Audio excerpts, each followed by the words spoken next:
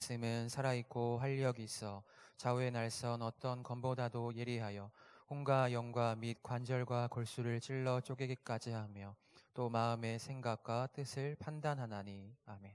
우리 하나 더 찾아볼게요. 디모데후서 3장입니다.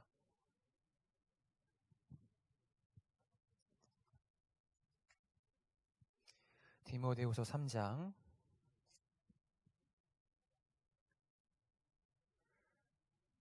네, 디모데후서 3장 16절 17절입니다. 디모데후서 3장 16절부터 17절까지 신약 345쪽입니다. 디모데후서 3장 16절에서 17절 다 찾으셨죠? 우리 함께 그 말씀의 뜻을 생각하면서 16절 17절 읽습니다. 시작. 모든 성경은 하나님의 감동으로 된 것으로 교훈과 책망과 바르게 함과 의로 교육하기에 유익하니 이는 하나님의 사람으로 온전하게 하며 모든 선한 일을 행할 능력을 갖추려 함이라. 아멘. 네, 반갑습니다. 우리 자주 뵙네요. 그죠? 수요일날 성탄절 이후에 또 3일 만에 또 주일이 되어서 만났습니다. 지난주 우리가 어떠한 이야기 했는지 기억나십니까? 어떠한 설교를 했었죠? 천국. 그렇지. 역시 천국의 우리 가치를 깨닫는 자만이 그것을 얻을 수 있다. 그래서 천국은 밭에 감추인 무엇과 같다? 보화와 같다. 그죠? 그리고 진주와 같다는 이야기를 함께 했었죠. 이렇게 말씀들이 기억날 때 여러분의 또 마음 가운데 새겨지기를 믿습니다. 오늘 우리가 함께 다 알겠지만 우리가 새해부터는 함께 우리가 말씀을 항상 묵상하는 삶을 살기를 우리가 함께 다짐할 텐데, 먼저는 그 말씀에 대해서 우리가 함께 깨닫고 성경이 무엇이며 우리가 하나님과 동행하는 삶이 무엇인지 함께 나누기를 원합니다. 성경은 하나님의 말씀이죠. 우리 그리스도인들에게, 그분을, 예수님을 믿고 나의 주, 나의 하나님을 고백한 우리 그리스도인들에게 뗄래야 뗄 수 없는 책이 있다면 바로 여러분 눈앞에 있는 성경이죠. 이 책은 역사상 유례 없는 베스트셀러이기도 하고 스테디셀러, 항상 변함없이 잘 팔리는 책 중에 하나입니다. 이 성경은 신앙인들에게 결코 없어서는 안 될 중요한 책임에도 불구하고 우리 신앙인들에게 적잖은 부담을 주는 책 중에 하나이죠. 흥미로운 조사가 있어서 여러분 한번 해봅시다. 5문제가 있는데요. 여러분 각 문제당 1점이니까 총 5점 만점입니다. 속으로 한번 자기의 점수를 매겨보세요. 거짓말 하지 말고. 첫 번째, 나는 매일 분량을 정해 규칙적으로 성경을 읽는다. 2번, 나는 신구약 성경 모두를 통독한 적이 있다. 3번, 나는 성경을 배우기 위해 교회에서 개설한 성경 공부 과정에 등록한 적이 있다. 4번째, 내가 외우고 있는 성구가 요절이 적어도 30개는 넘는다. 너무 많나요? 타협합시다. 적어도 20개는 넘는다. 마지막, 나는 지난주 목사님의 설교 본문과 내용을 기억한다. 총 5점 만점에 여러분 점수 속으로 매기셨나요? 웃음이 가득해지네 갑자기. 네. 한번 확인해 봅시다. 우리끼리니까. 나는 5점 만점입니다 하시는 분 계세요? 겸손들 하셔라. 난 4점입니다. 3점? 네, 더 이상 묻지 않을게요. 네. 내가 시험 들 것 같아갖고, 아무튼 우리의 현 주소가 이러하다는 거, 그것을 깨달으면 됩니다. 앞으로 이제 변하면 되는 거야. 지금 어쩌라 할지 몰라도. 그런데 이 조사에서 말하기를 이 가운데 3점 미만은 낙제점이라고 이야기합니다. 참 그렇죠. 성경이 우리 삶에 항상 있어야 함에도 불구하고 우리는 그렇게 성경을 가까이 하지 못하는 연약한 우리의 모습이죠. 그렇다면 우리가 왜 이 말씀을 읽어야 하는지, 또한 어떻게 우리가 성경을 읽어 나갈 때에 그것이 나의 말씀이 되며 하나님과 동행하는 삶을 살 수 있을까를 함께 우리가 이 시간 깨닫기로 원합니다. 우리가 두 번째 읽었던 디모데후서는 누가 쓴 편지일까요? 바울이 쓴, 누구에게? 그죠, 이름 그대로 디모데에게 쓴 편지입니다. 바울이 옥중에 갇혀 있을 때 썼던 편지이죠. 바울은 그 편지를 통하여서 그리스도인의 강한 군사로서 충성된 삶을 살 것을 디모데에게 당부하면서 쓴 편지인데, 우리가 읽었던 그 말씀은 성경의 기원, 성경이 어떻게 쓰여졌으며 성경이 쓰인 그 목적에 대해서 우리에게 가장 잘 알려주고 있는 본문입니다. 다시 한번 우리가 그 말씀 가운데 답을 한번 매겨볼게요. 15절 보면은 성경 안에 담겨있는 내용이 무엇이라고 고백합니까? 디모데후서 3장 15절을 보면은 성경을 보고 한번 답해 보실까요? 디모데후서 3장 15절, 성경 안에 담겨있는 내용이 무엇이에요? 어디에 이르는 무엇이 됩니까? 구원에 이르는 지혜가 있다. 성경에 이 많은 장에 들어있는 것은 핵심은 우리가 구원에 이르는 지혜가 담겨 있다는 거죠. 또한 16절에 보면 성경은 어떻게 기록되었습니까? 하나님의 감동으로, 예전 성경은 하나님의 영감으로 되었다. 이것은 하나님께서 그 저자 가운데 역사하셔서 임재하셔서 그에게 지혜와 생각과 모든 것들을 인도하셔서 기록하게 하신 거죠. 하나님이 옆에서 야 본론으로 적어 이게 아니라 그 마음 가운데 통찰하시고 관섭하신 거죠. 성경이 기록된 목적은 무엇입니까?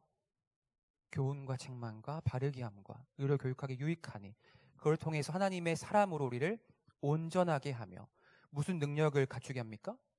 선한 일을 행할 능력을 갖추려 하기 위해서 성경을 기록하였다고 이야기하죠. 이처럼 성경은 하나님의 감동, 하나님의 영감으로 기억되어진 책입니다.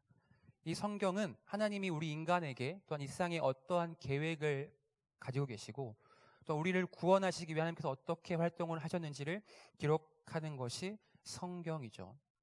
성경은 그렇게 다양한 장르, 또한 다양한 문체와 다양한 언어로 기록되어 있는데 그 모든 핵심은 바로 예수 그리스도 안에서 우리를 믿음으로 구원에 이르게 하는 지혜가 담겨 있는 것이 성경입니다. 총 성경은 몇 권입니까? 66권. 그렇죠? 구약은 몇 권?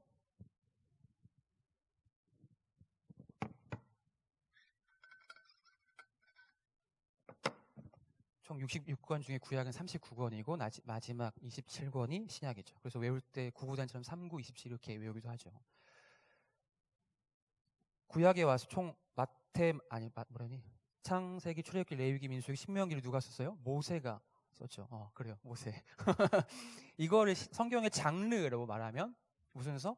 율법서. 하나님의 말씀이 기록된 율법서. 그 뒤부터 여호수아부터 쭉 그러니까 역사가 기록된 역사서가 있고 이사야, 예레미야 이렇게 막 되게 두껍고 재미없는 것들이 예언서, 선지서 그리고 아마 살면서 설교 한번 들은 적 없고 막 나훔 이런 것들, 스바냐, 스가랴 이런 것들은 소예언서입니다. 시편이나 아가나 잠언 이런 것들은 무엇이에요? 시가서, 지혜서에 해당되는 부분이 바로 구약이고요. 신약에 와서 마태부터 마태, 마가, 누가, 요한 이게 네 권은 무슨 서? 복음서이고요. 사도행전은 역사, 초대교회 역사를 기록하고 있고 그 뒤에는 편지, 서신서고 마지막 요한계시록은 어떠한 내용일까요? 준재? 요한계시록은 뭘까? 그렇지. 예언을 하는 성경이죠. 이렇게 성경을 이렇게 구분 지을 수 있습니다. 성경을 우리가 왜 읽어야 할까? 왜 읽어야 할까요? 왜 자꾸 성경 읽자 할까? 왜 하필 또 2020년에 그런 숙제가 우리 안에 주어진 걸까요? 예수를 믿는 우리를 세상 사람들은 무엇이라고 얘기합니까? 좋은 말로. 기독교 말고 좋은 말로. 뭐라 그래요, 우리를? 그리스도인, 그렇죠? 크리스찬 그렇게 이야기합니다. 그 그리스도인 기독교인은 하나님의 뜻대로 살아가야 되는 사람입니다. 그렇죠? 아멘이죠? 예수를 믿지 않는 사람들은 자기의 뜻대로 자기의 방법과 욕심대로 살아가지만 그를 믿는 우리들은 하나님의 뜻대로 살아가야 하는 사람들이죠. 그런데 바로 그 하나님의 뜻이 기록되어 있는 곳이 바로 성경이라는 겁니다. 예전 구약 시대 때는 하나님 직접 말씀하셨어요. 음성으로 들려주셨지만 이제는 그 음성이 없어요. 예전에는 막 구름 기둥이 보이고 했지만은 이제는 그런 게 우리 가운데 역사하지 않습니다. 가끔 어디 가면 자기는 뭘 봤대, 뭘 들었대. 그거 다 말이 안 되는 겁니다.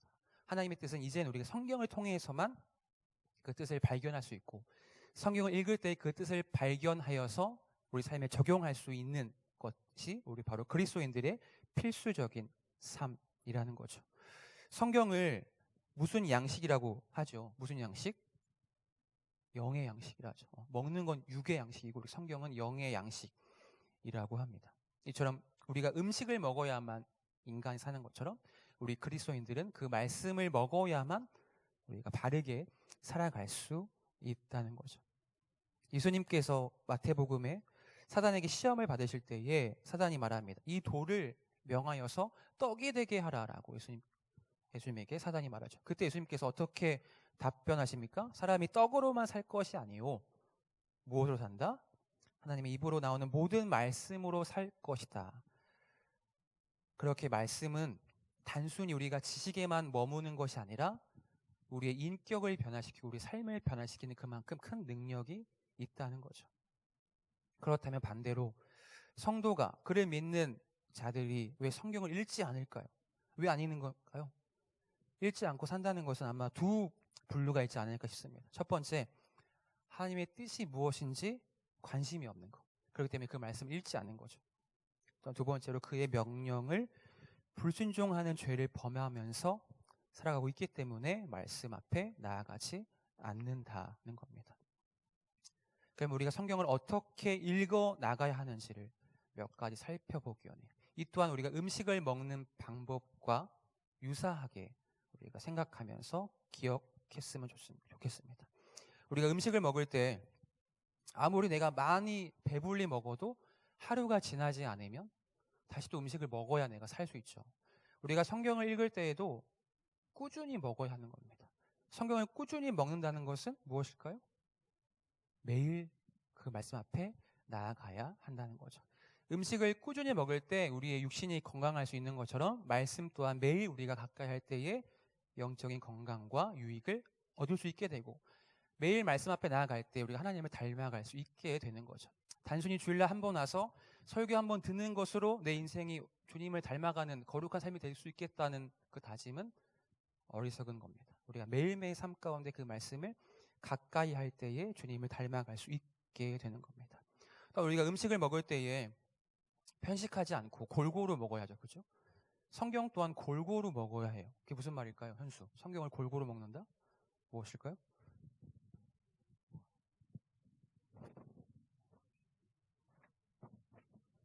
자기가 좋아하고 재미있는 맨날 창세기만 읽다가 끝나는 것이 아니라 성경 전체를 우리가 볼 수 있는 안목을 가져야 한다는 거죠.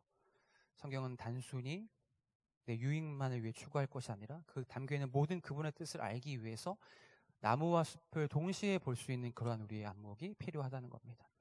또한 성경을 우리가 음식을 먹을 때에 꼭꼭 씹어 먹어야 하는 것처럼 우리가 말씀을 읽을 때에도 그렇게 해야 하는데, 아무리 좋은 음식도 제대로 씹지 않고 먹으면 배탈이 나죠. 소화가 되지 않습니다. 우리가 성경 말씀 또한 무조건 많이 읽고 빨리 읽는다고 해서 좋은 것은 아니라는 거죠.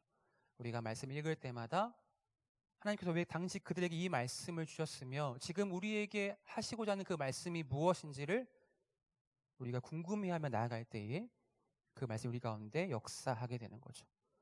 또한 그 말씀 우리가 또한 암기하고 묵상할 때 더욱더 그 말씀이 우리 각 개인의 것이 되는 겁니다. 잠언 7장에 말합니다. 이것을 내 손가락에 매며 이것을 내 마음판에 새기라. 바라긴 우리의 삶 가운데 그렇게 말씀을 묵상하는 삶이 되기를 소망합니다. 또한 우리가 음식을 먹기만 하고 움직이지 않으면 어떻게 됩니까? 비만이 되죠. 살이 찌죠. 말씀 또한 우리가 듣기만 하고 행하지 않으면 안 된다는 거죠. 많이 읽기만 하고 그 말씀을 우리 삶 가운데 실천하지 않는다면 그 또한 어리석은 삶에 해당되는 겁니다. 이제 우리가 그렇게 말씀을 읽어야 하는데 또한 우리가 이제 삶 가운데 하나님과 동행하는 삶으로 더욱더 우리가 전진해야 합니다. 하나님과 동행한다는 것은 특별한 것이 아니라 우리가 매일매일 삶 가운데 말씀을 묵상하는 삶을 살아가야 한다는 거죠. 한번 손 들어볼까요? 나는 살면서 큐티 묵상해봤다. 한번 손 들어볼까요? 네, 그렇죠. 아마 모르는 사람도 있을 것 같아서 간단하게 설명할게요. 우리가 말씀 묵상 큐티를 한다는 것은 하루 중 가장 조용한 시간과 장소를 정해서 하나님과 내가 개인적으로 친밀하고 긴밀하게 교제를 하는 시간이죠. 이렇게 주일날 설교를 듣는 것이 아니라 여러분 각자 개인의 삶 가운데 특정한 장소에서 시간을 내어서 묵상하고 읽고 끝이 아니라 그것을 내 삶에 실천하기로 나아가는 것. 이처럼 성경은 하나님께서 우리를 향한 그분의 사랑이 담긴 연애 편지라 할 수 있죠. 우리가 깨어있는 기독교인이라면, 내가 메말라버린 쓰레기가 아니라면, 참된 기독교인으로 내가 더욱더 발전하기를 원한다면 그분의 말씀을 향한 목마름이 있는 자들이 아닐까 싶습니다. 그분의 말씀을 목말라 한다는 것은 내가 그분을 그만큼 사랑하기 때문에 목마를 수 있다는 거죠. 우리가 그분을 사랑해야 하는 이유는 먼저 그분께서 우리를 사랑하셨기 때문에, 그래서 우리를 구원하셨기 때문에 우리 또한 그분의 사랑을 닮아서 그분 앞에 사랑함으로 나아가야 하는 거죠. 그럼 우리가 이 말씀을 왜 묵상해야 할까요? 왜 말씀의 묵상이 우리가 안에 필요할 것인지. 첫 번째 말씀 묵상의 목적은요, 하나님의 인도하심을 받기 위한 것입니다. 무엇이요? 하나님의 인도하심을 받기 위해서. 우리가 아까 읽었지만 하나님의 말씀은 하나님의 감동으로 되었다, 하나님의 영감으로 기록되었다라고 이야기하고 있죠. 그렇기 때문에 우리가 그 말씀을 깨닫는 것 또한 그분의 도우심이 있어야만 깨달을 수 있게 된다는 겁니다. 내가 아무리 지식이 뛰어나다 할지라도, 내가 아무리 배운 게 많다 할지라도 그분께서 이 말씀을 깨닫게 하시지 않는다면 결코 그 시간은 피곤하기만 하겠죠. 어떤 자가 그 말씀을 깨달을 수 있을까요?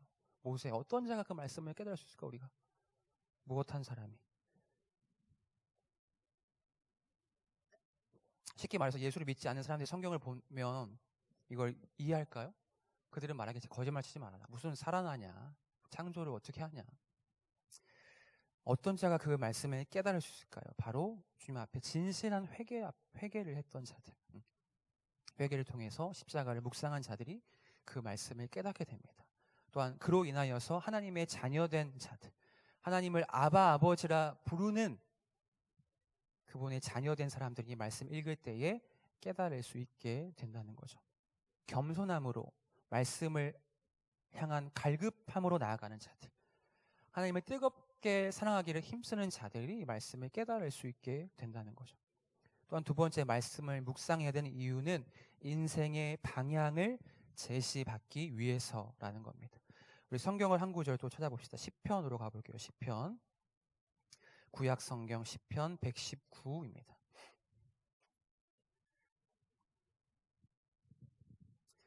(119편) 105절.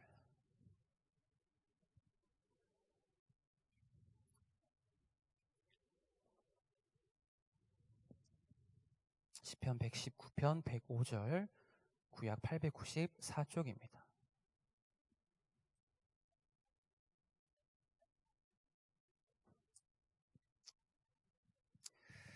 (119편) 105절 함께 읽습니다. 시작. 주의 말씀은 내 발의 등이요 내 길의 빛이니이다. 아멘.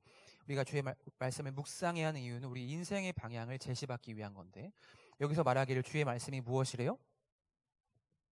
내 발의 등이다. 이것은 발바닥, 발등의 그 등이 아니라 우리 어두운 길을 걸어갈 때 우리 앞을 비춰주는 그 등불을 이야기합니다. 근데 말하기를 주의 말씀이 등대와 같이 저 멀리서 우리를 비추는 빛이 아니라, 여기서 말하기를 우리의 한 걸음 한 걸음을 날마다 비춰주는 그 한 발짝 한 발짝 인도하는 그런 빛이 된다는 거죠. 이처럼 하나님의 말씀은 우리가 나아갈 길을 깨닫게 하는 거룩한 표준이 되고, 우리의 인생을 바르게 인도하는 확실한 인도자가 되어주시는 그분의 말씀이기 때문에 우리는 날마다 말씀 앞에 나아가야 한다는 거죠. 세 번째, 더욱더 우리가 말씀을 묵상해야 하는 이유는 주님을 닮아가기 위해서입니다. 누구를 닮아가요? 주님을 닮아가기 위해서. 한 번 더 성경을 찾습니다. 베드로후서 1장입니다. 베드로후서 1장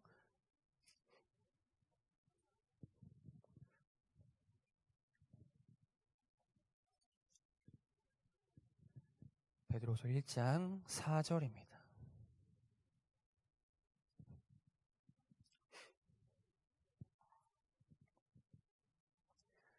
1장 4절 함께 읽습니다. 시작. 이로써 그 보배롭고 지극히 큰 약속을 우리에게 주사 이 약속으로 말미암아 너희가 정욕 때문에 세상에서 썩어질 것을 피하며 신성한 성품에 참여하는 자가 되게 하려 하셨느니라. 아멘. 우리가 말씀을 묵상하는 이유는 그분을 닮아가기 위한 것이죠. 크리스찬 기독교인의, 그리스도인의 가장 최고의 목적은 다른 무엇이 아니라 바로 그분을 닮아가는 것이죠. 우리가 예배하는 이유, 우리가 찬양하는 이유, 우리가 또한 봉사하는 이유는 내가 복을 받고 만수무강하고 성공하기 위함이 아니라 가장 최고의 목적은 내가 그분을 닮아가기 위한 것이라는 사실이죠. 그런데 이 말씀은 우리에게 말하기를 그 말씀은 어떠한 약속이래요? 보배롭고 지극히 큰 약속이라고 우리에게 말씀합니다.